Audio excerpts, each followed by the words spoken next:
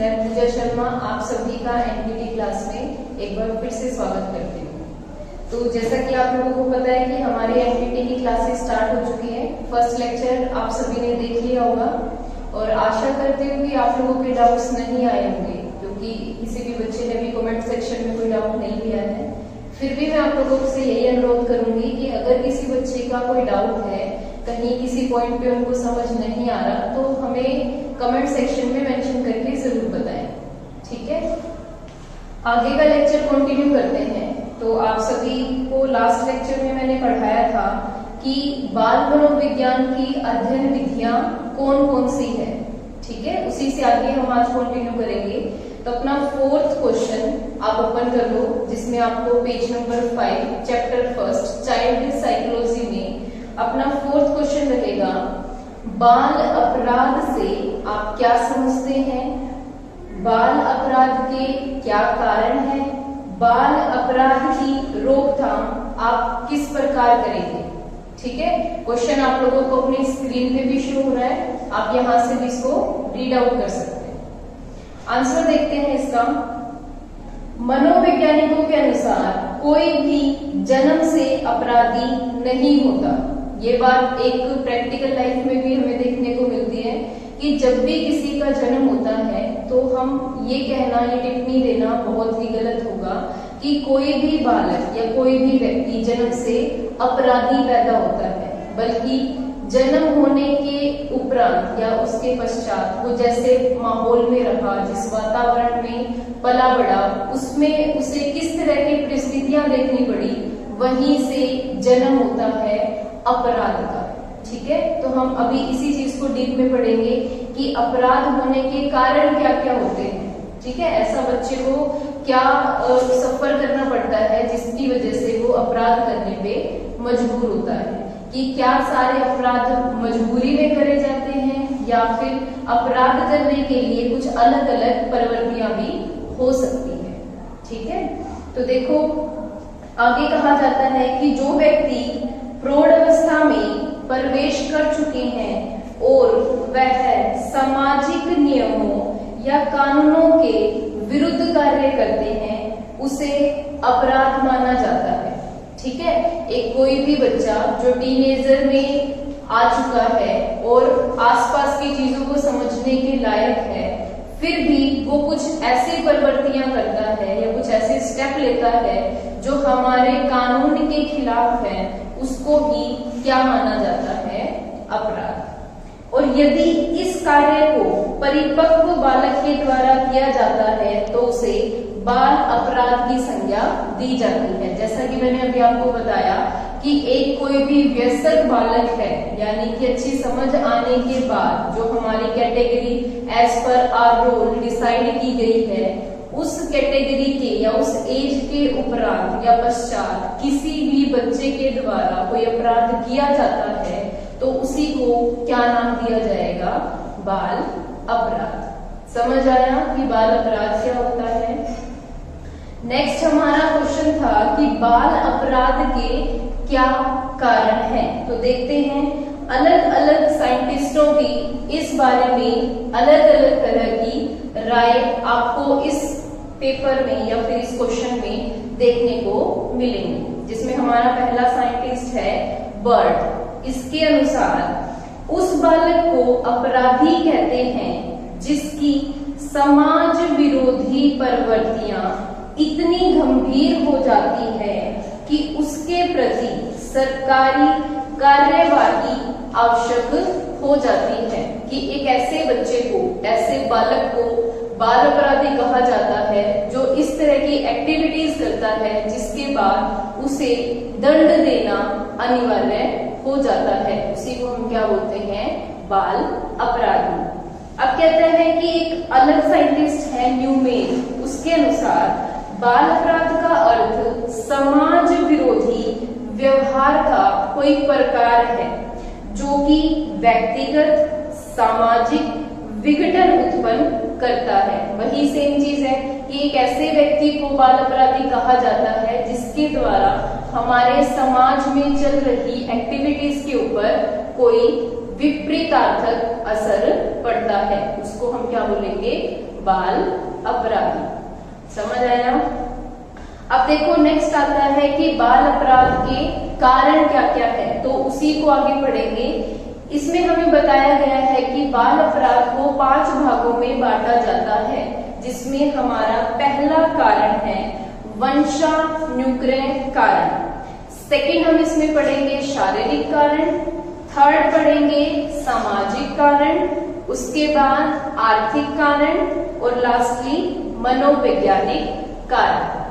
ठीक है, ये 5 कैटेगरी है जिसमें बाल अपराध को बांटा गया है। सबसे पहला कारण आता है वंशानुक्रम कारण, कि जो भी बाल अपराध होते हैं उसमें हमारा वंशानुक्रम भी कैसा है, ये एक मेन रोल प्ले करता है। आप किस वंश में, किस परिवार में पले बड़े हो, आपके जो बुजुर्ग हैं, आपके पेरेंट्स हैं, अगर वो एक ऐसे समाज से हैं जिन्होंने स्टार्टिंग से ही झगड़ों में अपना पार्ट रोल प्ले किया, या फिर उनके जो घर का वातावरण है वो किस तरह का है, उससे सबसे ज्यादा इम्पैक्ट पड़ता है किसी भी बच्चे के अपराध करने के ऊपर। ठीक है, इसको बोलते हैं वंशानुक्रम कारण। अब वंशानुक्रम कारण को भी आगे 2 टाइप में बांट दिया गया, जिसमें पहला आता है शारीरिक लक्षण और दूसरा आता है सामाजिक कारण। अब शारीरिक लक्षण क्या हो सकता है, नाम से ही पता चल रहा है कि अगर कोई भी बच्चा जन्म से ही डिसेबल पैदा होता है, यानी कि उसके शरीर के अंग या उसके सोचने का तरीका as compare to other students, या फिर जितने भी अलग उसके सहपाठी हैं, उसके साथ के जो बच्चे हैं, उससे अगर उसका आईक्यू लेवल, उसके शरीर के अंग सही से काम नहीं कर पाते और लोगों का जो रवैया उसके साथ है वो उसके अंदर एग्रेशन भर देता है, जिसकी वजह से अपराध करने पे कोई भी बच्चा मजबूर होता है। ये रहता है इसका शारीरिक लक्षण।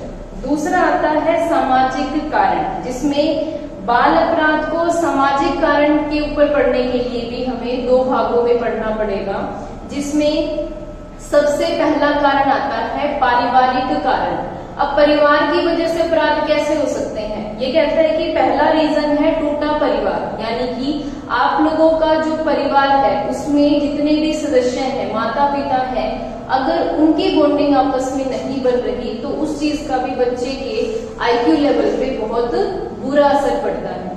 दूसरा कारण हो सकता है अशिक्षित माता पिता। अगर आपके पेरेंट्स, आपके माता पिता उतने शिक्षित नहीं हैं कि आपको एक सही गाइडेंस दे पाए, तो ये भी एक बड़ा रीजन हो सकता है किसी भी बच्चे के अपराध करने का।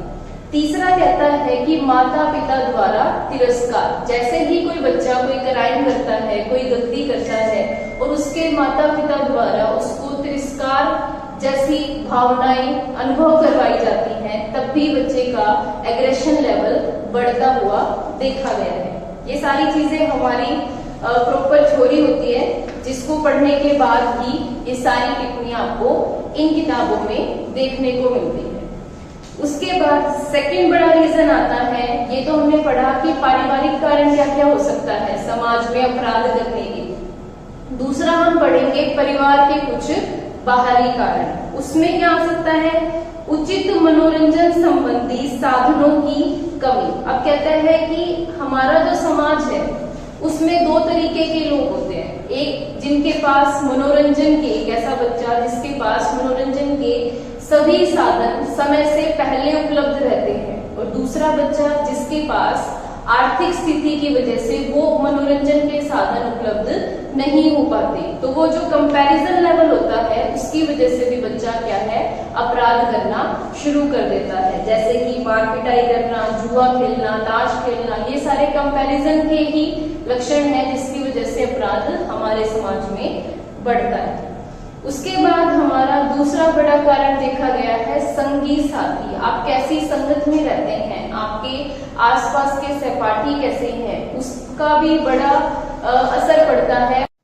तो इस तरह से क्या है, जो भी अपराधी होते हैं या जो बच्चे होते हैं वो अपने संगी साथी के साथ एक ग्रुप में रहना स्टार्ट कर देते हैं, जिससे सामूहिक अपराध को भी आगे बढ़ावा मिलता हुआ देखा गया है। समझ आया? अब देखो इसके बाद हम पढ़ेंगे कि ये तो हमने पढ़ा कि बाल अपराध क्या होता है, किस कारण से होते हैं। अब हम पढ़ने जा रहे हैं कि बाल अपराध की रोकथाम कैसे की जा सकती है। उसके लिए हम देखेंगे कि क्या क्या तरीके हो सकते हैं जिसकी वजह से बाल अपराध को रोका जा सकता है। जैसे कि माता पिता द्वारा इसका उपचार किया जा सकता है, ठीक है, सरकार द्वारा भी उपचार किया जा सकता है, या मानसिक चिकित्सकों द्वारा भी इसका उपचार किया जा सकता है। अब कहते हैं कि माता पिता द्वारा उपचार कैसे संभव है, कि सबसे पहली बात तो वो अपने बच्चों के साथ एक कड़ा व्यवहार में रखें। दूसरा, बालकों की रुचि के अनुकूल सहानुभूति प्रदान करना शुरू कर दें, या फिर निर्दयता के व्यवहार में थोड़ी कमी कर दें, आपसी गलतफहमियों को दूर कर दें, माता पिता का पूर्ण उत्तरदायित्व निभाना। ये सारे कारण हमारे उपचार में आ सकते हैं माता पिता द्वारा। अब सरकार द्वारा उपचार क्या क्या हो सकते हैं। जब भी कोई बच्चा अपराध करता है तो उसके लिए सरकार अलग अलग तरह से उपचार कर सकती है। जैसे कि वो किशोर न्यायालय बना सकती है, उसमें सुधार गृह भी सम्मिलित रहता है, जिसमें किशोर सुधार गृह भी आता है और वयस्क सुधार गृह भी आता है, जिसमें बच्चों को एज अ ट्रेनिंग पीरियड रखा जाता है, जिसमें उन्हें अलग अलग तरह के कार्य करवाए जाते हैं, या ऐसा माहौल दिया जाता है जिसमें रहकर वो अपराध करना स्वयं छोड़ देता है। ये सारी चीजें आती हैं हमारी सरकार के द्वारा उपचार।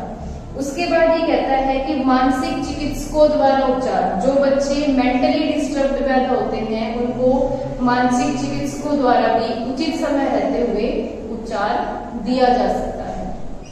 ठीक है, तो ये था हमारा 4th क्वेश्चन। आई होप आप लोगों को अच्छे से समझ आया होगा।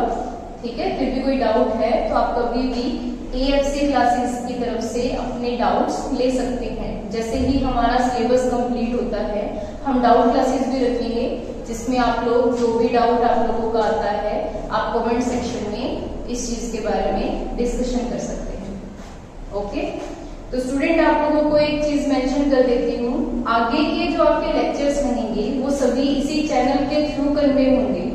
तो अगर कोई भी नोटिफिकेशन आती है किसी भी प्रकार की कि आप लोगों के एग्जाम कब होंगे, प्रैक्टिकल कैसे होती है, एग्जाम में क्या सॉफ्टवेयर यूज होगा, ऑफलाइन एग्जाम होंगे या ऑनलाइन होंगे, ये जो सारी क्वेरीज आप लोगों की हमसे पूछी जाती है वो सभी आपको इसी चैनल के थ्रू ही कन्वे की जाएगी। तो आप सभी इस चैनल को सब्सक्राइब कर लो ताकि अपकमिंग जो भी नोटिफिकेशन है आपको टाइम टू टाइम मिलती रहे। ओके, नेक्स्ट देखो अगला क्वेश्चन देखते हैं। खेल क्या है, व्हाट इज प्ले? खेल और कार्य में क्या अंतर है, इसकी परिभाषा और विशेषताएं बताइए। ठीक है, आपको क्वेश्चन अपनी स्क्रीन पे भी शो हो रहा है तो आप यहां से भी इसको इजीली रीड आउट कर सकते हैं। आंसर देखेंगे इसका। अब देखो खेल क्या है, ये कहता है कि खेल एक सार्वभौमिक क्रिया है। जब से व्यक्ति के अस्तित्व के बारे में इतिहास गवाही देता है तब से उसकी खेल की प्रवृत्तियों की जानकारी भी देता है। बालक युगों से खेल खेलते आ रहे हैं। सभी देश, समाज और जाति के बालक अपनी रुचि एवं सामर्थ्य के अनुसार खेल खेलते हैं। अब ये कहता है कि खेल क्या है, एक तरह की क्रिया है जिससे हमें आनंद की प्राप्ति होती है।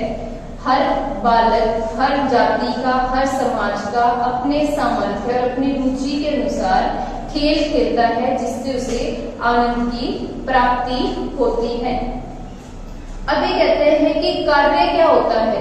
कार्य भी क्या है, एक तरह की क्रिया है जिसे हम हमारा लक्ष्य प्राप्त करने के उद्देश्य से करते हैं।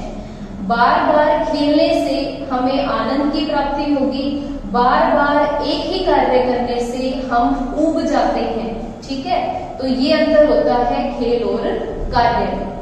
समझ आ गया? इस क्वेश्चन में खाली यही चीजें हैं जो मैंने आपको बताई है, बाकी आप एक बार इसके पॉइंट पढ़ोगे तो भी आपको अच्छे से चीजें क्लियर हो जाएंगी। ठीक है। नेक्स्ट क्वेश्चन देखते हैं, how many types of play, यानी कि खेलों के कितने प्रकार हैं, इसे समझाइए, एक्सप्लेन इट। क्वेश्चन आपकी स्क्रीन पर है, आप यहां से भी इसको पढ़ सकते हो। एक्सप्लेनेशन देखते हैं, कहते हैं कि खेल दो प्रकार के होते हैं। There are two types of play in which first is, पहला रहेगा सक्रिय खेल और दूसरा रहता है असक्रिय खेल। हम पढ़ेंगे कि सक्रिय खेल क्या होता है। सक्रिय खेल वह खेल है जिसमें बालक को आनंद एवं स्वयं अपनी क्रियाओं के परिणाम स्वरूप आता है। सक्रिय खेल एक ऐसा खेल माना जाता है, एक ऐसी क्रिया मानी जाती है जिसमें खुद की एक्टिविटी, अपनी क्रियाओं से ही बच्चे को आनंद की प्राप्ति होती है।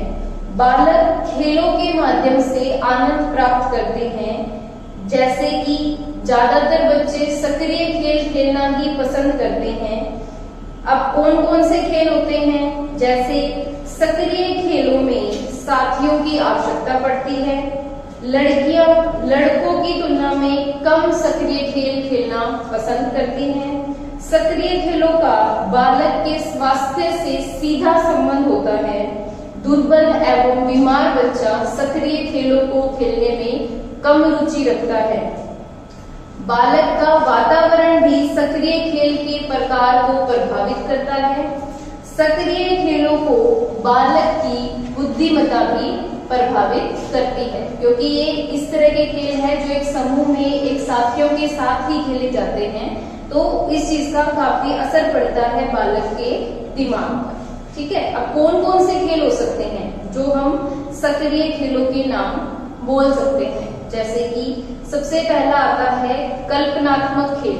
जब हम अपनी बाल अवस्था में थे तो हम इमेजिनरी खेल खेलते थे, जिनको कल्पनात्मक खेल बोलते थे, जिसमें सच्चाई कुछ भी नहीं है, सभी चीजें हमारी कल्पना के ऊपर डिपेंडेंट होती है।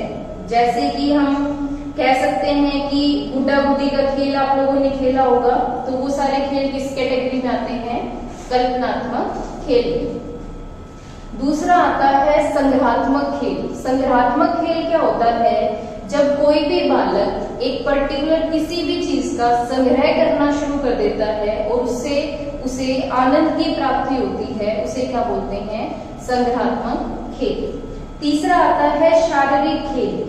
शारीरिक खेल वो खेल है जिसके द्वारा आप अधिक तरह से शारीरिक क्रियाओं को ज्यादा महत्व देते हैं, जैसे कि ये खेल वृद्धि, विकास, मांसपेशियों के लिए या क्रियात्मक विकास के लिए उपयोगी होते हैं।